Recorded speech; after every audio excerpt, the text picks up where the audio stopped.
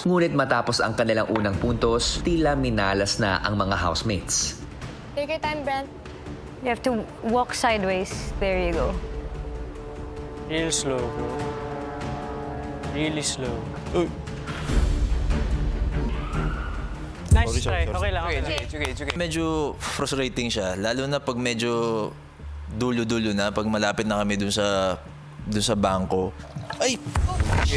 It's okay. Tara.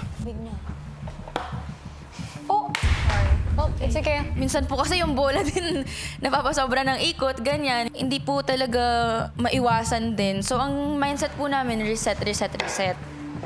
Matulog. Sorry.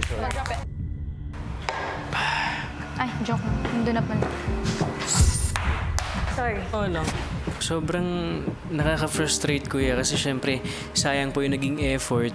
Yan. Easy. Magawa pa nga kayang makashoot ng bola ng mga housemates para sa budget ng mga nasa secret room.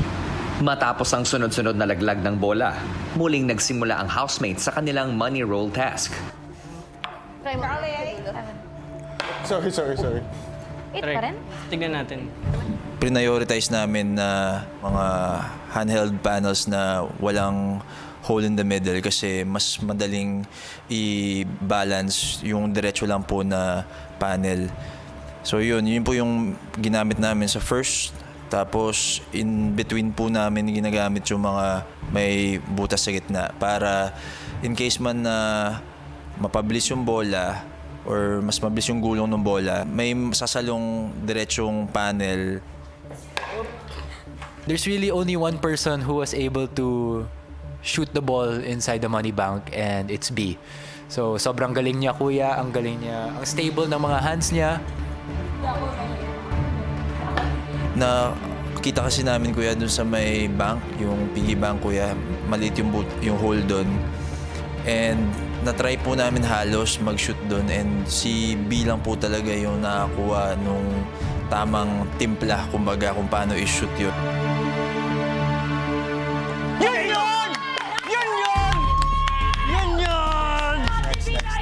go!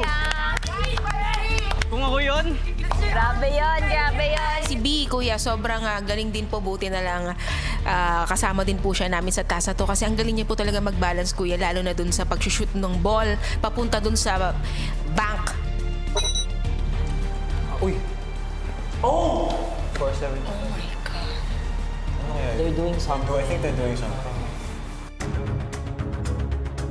Ang mga nominadong housemates, tila nakuha na ang tamang diskarte. Magaling sa kamay.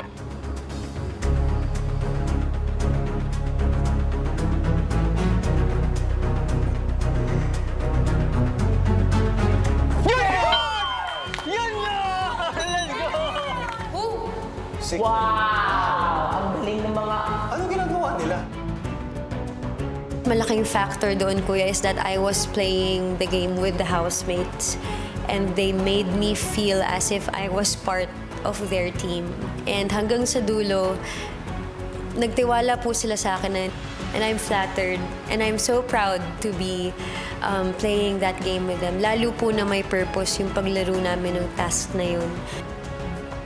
yun! Let's go! The feeling of helping is actually priceless and it's the fulfillment in my heart that I'm after.